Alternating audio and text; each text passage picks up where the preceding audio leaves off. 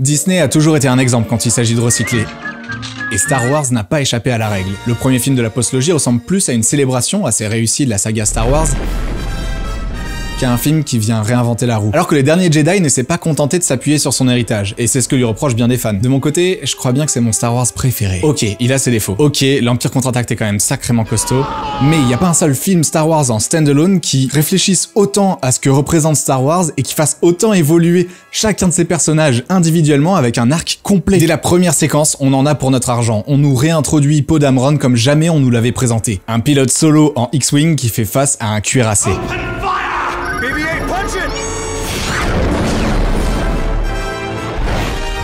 On a affaire à une vraie introduction de personnage où ses actions définissent sa personnalité, présentent l'enjeu auquel il va faire face pendant tout le film, présentent ses qualités et ses défauts.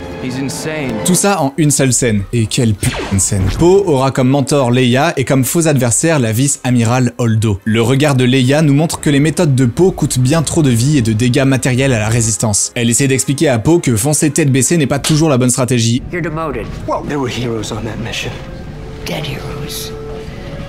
No leaders. Et sa stratégie à elle consiste à battre en retraite tout le long du film. Ça sonne assez mal dit comme ça, mais quand tu vois l'arsenal du Nouvel Ordre, tu te dis ouais non, cassez-vous, vous avez aucune chance. Je vous passe les détails, mais en l'absence de Leia, Poe organise carrément une mutinerie contre Holdo tellement il est pas d'accord et tellement il refuse de voir de l'espoir dans la fuite. Il refuse de ne rien faire. Il pense que son seul espoir est en faisant face à ses ennemis. Leia lui fait comprendre qu'il est débile, on se rend compte qu'il a passé son temps à mettre des bâtons dans les roues de Holdo qui essayait vraiment de sauver la résistance.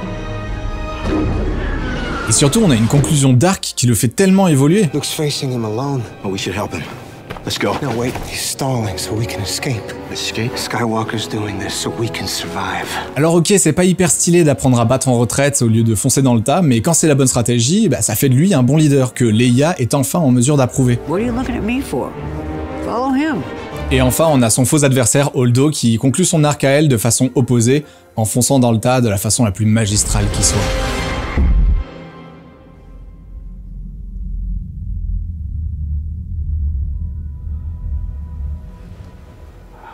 And now I am become death,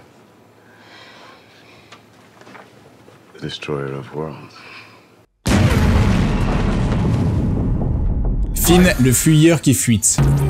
Bon, ok, en anglais, leak ressemble pas du tout à to flee, donc le fait qu'il fuit en ayant des fuites ne marche pas dans le texte. Après, c'est avec des fuites qu'il est introduit, et le fait qu'il fuit le conflit représente un petit peu la fuite d'espoir qui amenuise petit à petit les effectifs de la résistance. Bon d'accord, on abandonne la métaphore de la fuite. Mais toujours est-il que Finn est un déserteur depuis le film précédent. Il se fait passer pour un résistant quand ça l'arrange parce que les gens le traitent comme un héros. May the Force be with you. Wow. You too. Mais il veut se retrouver le plus loin possible de tout ce conflit. Et il rencontre la sœur d'une résistante tombée au combat. La personne la plus engagée personnellement dans le conflit, prête à cultiver l'espoir coûte que coûte afin de donner du sens à toute cette souffrance. Parce que sa sœur ne peut pas être morte en vain. Et elle deviendra son garde-fou. En l'empêchant de déserter, elle le mettra face à son besoin d'évoluer. How'd you two meet? Just luck? Good luck? Not sure yet. Grâce au CV de Finn, Who knows where the breaker room is on a Star Destroyer? The guy that used to mop it. il trouve un plan pour empêcher le vaisseau ennemi de poursuivre la résistance. Cette stratégie les emmène dans une des zones les plus neutres de la galaxie. Alors ok, je suis d'accord, c'est pas un plan référence au film Wings de 1927 qui va sauver cette séquence lourdingue. Effectivement, le débat philosophique de Finn est appuyé à coups de paluche de Wookiee. Mais au moins, il a un arc logique avec une progression. Finn désire s'éclipser du conflit, alors affublons-le d'une alliée qui, elle, désire donner du sens au conflit. Puis on rajoute un autre faux allié, un cynique, qui, lui, au contraire, va retourner sa veste en faveur du plus offrant. Ça, Finn, il est tiraillé entre deux points de vue qui appréhendent de façon complètement opposée la guerre qui est en train de se dérouler. Un point de vue très personnel, très engagé, et un point de vue complètement profiteur et complètement cynique. Ce nouveau faux allié fera douter Finn encore plus fort avec des arguments convaincants. Il révélera à Finn que ces gros méchants richoux de vendeurs d'armes travaillent autant pour le Nouvel Ordre que pour la Résistance. Il n'y a donc pas de bon camp, il n'y a que le profit. Il vaut mieux ne pas prendre parti. Live free, don't join. Mais Finn, remis face à la cruauté de l'institution qu'il fuyait en premier lieu, est enfin prêt à évoluer. It's just business. You're wrong. Maybe.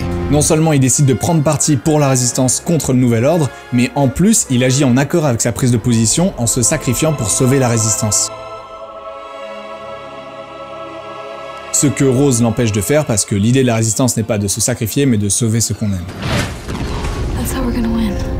Not fighting what we hate. Saving what we love. Ce qui est logique puisque ça colle avec la stratégie de repli que suit Leia depuis le début du film. Rey est introduite en quête d'un maître Jedi qui la surprend en jetant son espoir à la poubelle. Tandis que Kylo espère être à la hauteur de son grand-père Vador mais se fait harceler par son coach. You are a worthless, friendless, faggot-lipped little piece of shit whose mommy left daddy, so for the final father-fucking time, say it louder! I'm upset! D'une certaine façon, les deux apprentis sont pris à contre-pied. Rey redouble d'espoir en récupérant le sabre et en suivant Luke partout, et Kylo abandonne direct son désir initial en laissant place à la colère. Bien qu'il ait du mal à renier complètement ses origines quand il se voit dans la possibilité de tirer sur sa propre mère. Ça c'est pour la partie lumineuse de Kylo, tandis que la partie sombre de Rey est explorée un peu plus tard. Mais ce qui est intéressant à explorer dans cette symétrie, c'est la façon qu'ils ont de danser ensemble. Avec ces petites entrevues qu'ils ont au travers de la Force, ils ont 4 différentes interactions. La première, ils essayent de s'entretuer ou de se manipuler de la façon la plus directe, mais ça marche pas. La deuxième, où Kylo voit la colère en Rey et commence à envisager de l'utiliser. You have that look in your eyes. You are a monster. Yes, I am. La troisième, où il va bien plus loin dans cette démarche, en cultivant le désespoir de ses origines insignifiantes et la déception du maître Luke qui a tenté d'assassiner son élève. La curiosité de Rey est assez piquée pour qu'elle aille explorer sa partie sombre et ça alimente sa solitude. I thought I'd find answers here. I'd never felt so alone. You're not alone. Mais à force d'avoir ces interactions avec son ennemi, elle passe des vieilles insultes Murderous snake. à la proposition d'une alliance dans leur 4e et dernière interaction. Et cette alliance, elle est étrange parce qu'elle penche ni du côté obscur ni du côté lumineux de la Force. Chacun pense pouvoir rallier l'autre à son propre côté. Kylo travaille à faire pivoter Rey, qui a exploré l'obscurité sans que ça lui apporte de réponse, et Rey veut faire revivre la lumière en Kylo, convaincu de pouvoir réussir là où Luke a échoué. Finalement, cette alliance va leur donner à eux deux l'espoir nécessaire pour se débarrasser de Snoke. Et cette scène...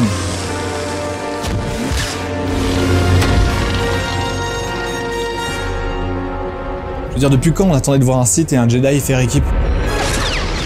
Mais cet espoir de faire mieux que la génération d'avant dépend pour chacun de la conversion de l'autre. Et cette conversion n'est pas prête d'arriver pour si peu. Donc chacun retourne de son côté, l'un pour employer toute sa rage à tuer ses ennemis, l'autre pour employer son espoir à la rescousse de ses ennemis. Mais ce film n'a pas fini de nous faire de nouvelles introductions de personnages qu'on connaît déjà. Et un de ces personnages, c'est la Force. What do you know about the Force? Il y a cette scène où Luke réexplique à Rey ce qu'est la Force. That's the Force. Really? Wow, it must be really strong with I've you. never felt any... Et je crois que ça a énervé pas mal de fans, je sais pas pourquoi. En rétrospective, je trouve cette scène réussie. Je comprends qu'un fan adulte ait pas envie qu'on lui réexplique ce qu'il connaît déjà. Je comprends aussi qu'on n'ait pas envie de prendre en compte le point de vue d'un enfant, qui aurait peut-être besoin de clarification. Mais de mon côté, même en tant qu'adulte, au fil des années, j'avais eu tendance à considérer la Force comme un pouvoir stylé avec telle et telle fonctionnalité. En partie parce que quand on joue à imiter un film qu'on aime, que ce soit en se battant au sabre laser en plastique avec ses copains au collège ou en jouant à des jeux vidéo, il faut des règles sur lesquelles tout le monde se mette d'accord. Et ces règles finissent par être plus importantes pour le jeu que la philosophie derrière l'idée d'origine. It's a power that Jedi have that lets them control people and make things float. Every word in that sentence was wrong. Donc une petite piqûre de rappel ne fait pas de mal, surtout quand l'idée de balance de la Force est aussi bien représentée dans un seul film. I warned my young apprentice that as he grew stronger, his equal in the light would rise. Il m'arrive d'avoir ce débat, que je vais gagner dans cette vidéo puisque je suis tout seul et que personne ne peut me contredire. C'est bon ? On me dit que Star Wars est avant tout un conte mythologique, dans lequel le bien et le mal s'affrontent. Et le bien et le mal seraient deux forces distinctes, et pures, et puissantes. Alors que non, tout l'intérêt de l'arc de Dark Vador, et dès la première trilogie, c'est le yin et le yang. Dans l'obscurité la plus profonde, on peut trouver de la lumière. Et l'inverse est vrai. Luke, le héros d'origine, possède une partie sombre. Et nos nouveaux héros ne sont ni tout à fait noirs ni tout à fait blancs, puisque la Force est un équilibre. Et c'est le seul film Star Wars de la post-logie qui s'interroge à nouveau sur le sens derrière tout ça, là où le réveil de la Force et l'ascension de Skywalker s'accrochent désespérément aux éléments du passé. No, you're still holding on! Let go! Alors que le passé est bourré d'erreurs et la nostalgie constante ne nous mènera nulle part. This is our most desperate hour. Help me, Obi-Wan Kenobi. That was a cheap move. Répéter les histoires du passé en boucle en essayant au mieux de ne rien changer, c'est pas avancer, c'est rester en arrière dans une course d'escargot à l'esprit conservateur. Je suis pas contre l'idée de réutiliser les propriétés intellectuelles qui ont le plus de chances de faire du cash, c'est comme ça que ça marche, on va vers ce qu'on connaît, donc les plus gros budgets vont vers les histoires établies. Le problème c'est d'être aussi lisse dans l'exécution. Répéter une chanson en boucle parce qu'on sait comment éviter d'être problématique, c'est pas de l'art. L'utilité des histoires, c'est d'ouvrir nos horizons, de nous faire vivre des nouvelles perspectives, de questionner nos croyances et nos habitudes pour nous faire grandir. We can fly? Really fly? All children grow up. Star Wars, c'est pas que les Skywalker et les Dark Sidious, c'est pas que des sabres laser et des gens qui soulèvent des rochers, c'est pas que des gros vaisseaux qui explosent des planètes, des méchants qui étranglent et des bestioles dangereuses ou rigolotes. Star Wars, c'est avant tout un parcours d'apprentissage pour vivre en harmonie avec l'univers et défendre ce qui est bon. C'est accepter de ne pas toujours être le héros qui fonce tête baissée et mettre la survie des autres avant notre propre gloire. C'est refuser de fuir, faire face à la cruauté et sauver ce qu'on aime. Le lore et les détails, tout ça c'est intéressant, mais c'est pas l'idée principale. Alors, que faire du passé? Que faire de ce qui est venu avant? De tous les détails qui ont été instaurés et auxquels on s'était attaché. Luke a cette théorie intéressante quand il explique les raisons de son abandon. Il a cessé d'espérer, il s'est retiré de la force et de la tentative de faire le bien à cause d'une idée, que la lumière est vouée à être salie par l'hubris, par l'ego du Jedi. Et c'est très vrai, quelqu'un qui est persuadé de faire le bien peut agir de façon discutable par pure conviction. Il porte cette théorie à son extrême en expliquant que la lumière survit quand le Jedi trépasse et qu'il vaut mieux que l'ordre Jedi disparaisse. Bien sûr, cette philosophie est challengée parce qu'il a un véritable arc de personnage, comme tout le monde, dans ce film extrêmement réussi. Donc il décide de former Rey, mais quand il s'aperçoit qu'elle est pas hyper attachée à l'interdiction d'explorer le côté obscur, il flippe un peu et décide de ressombrer encore plus fort dans sa conviction d'origine. Et cette idée de tuer le passé, elle est extrêmement présente, il y a une émancipation totale avec la nostalgie, il faut absolument repartir à zéro et nier nos origines. D'ailleurs les origines n'ont même pas d'importance puisque Rey viendrait, d'après ce film et pas le suivant qui défend pas les mêmes idées, Rey viendrait de parents inconnus, des nobody du désert du trou du cul du monde.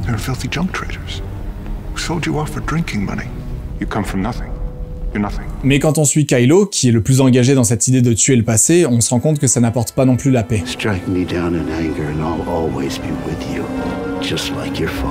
Donc Luke peut brûler les livres, d'ailleurs c'est Yoda qui le fait pour lui, parce que les détails du passé n'ont pas d'importance, mais les idées sont pas obligées de mourir.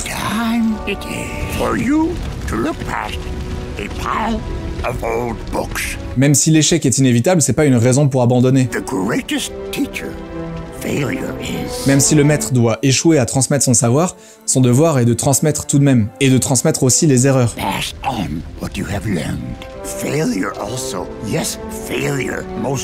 Le tout n'est pas d'oublier le passé, de tuer les licences ou d'arrêter de répéter les histoires qu'on connaît. Le tout, c'est de se les réapproprier, d'apprendre des erreurs du passé et de pas avoir peur de faire les siennes à son tour. Après, c'est pas parce que je trouve ce film réussi que je défendrai corps et âme la postlogie. Je pense que ce qui manque à cette trilogie par rapport à la saga d'origine, c'est un héros tragique. Et ça, c'est quelque chose qui a été brillamment exécuté dans Dune. Donc si vous voulez en savoir plus...